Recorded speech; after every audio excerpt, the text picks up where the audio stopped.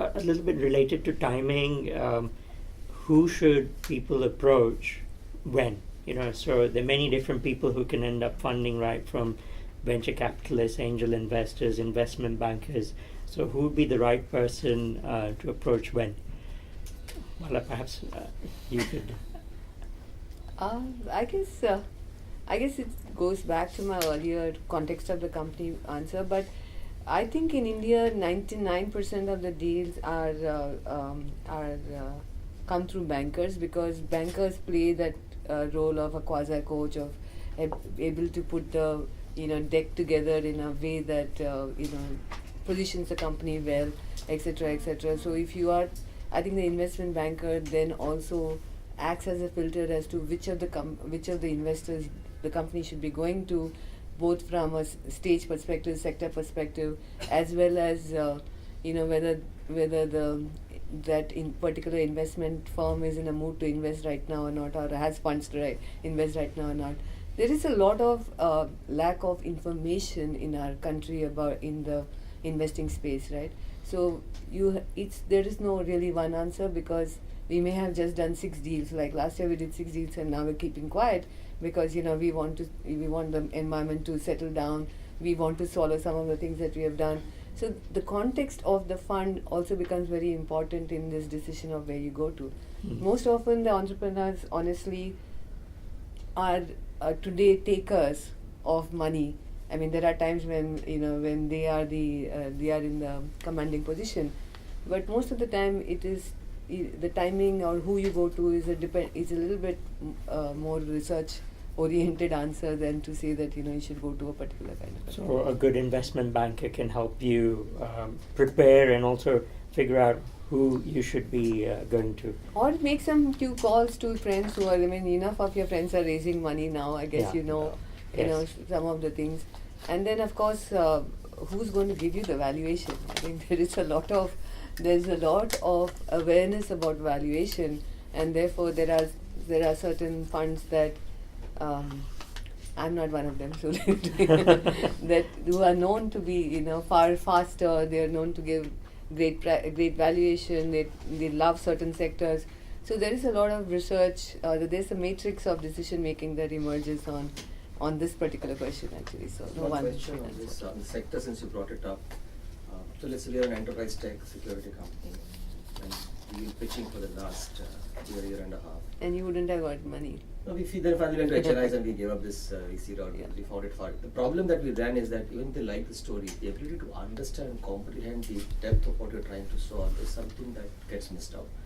So they try and find from friends, hey, what this industry is about. It's very difficult to sitting where you're sitting. However, dumb down, you make a conversation about that problem. Very hard for the other side, for lack of a better word, to explain what that problem that you're trying to solve. Yeah. And as an entrepreneur, we struggle to somehow, and obviously we have the passion and the energy to kind of go gung-ho and express we're going to solve the world problem. But from the investor's point of view, very difficult for them to comprehend that it's actually a problem that is solvable.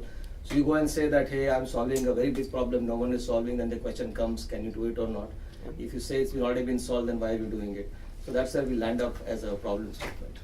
No, I completely and truly appreciate your dilemma, because in fact, this is what I was alluding to. I mean, NEA in the US does a lot of cutting edge tech work on the security space, on the networking space, on the database space. And believe me, 8 years ago when I started with them, my only takeout was how little I know, and I still continue to think there's very little I know. So I don't blame you in terms of for the fact that you feel frustrated in explaining your proposition to them. But that's the burden that you have to carry, because you are representing an industry which is ill understood in this country. So I remember when I was in ICICI Venture in 2000, I was asked this question: why should organized retail do well? And it was an easy industry to explain, because you and I shop, right? Every investor, every person experiences it in real time. But if you are going to talk about asymmetrical pin matching for security, how many people in this room are going to look blank, right?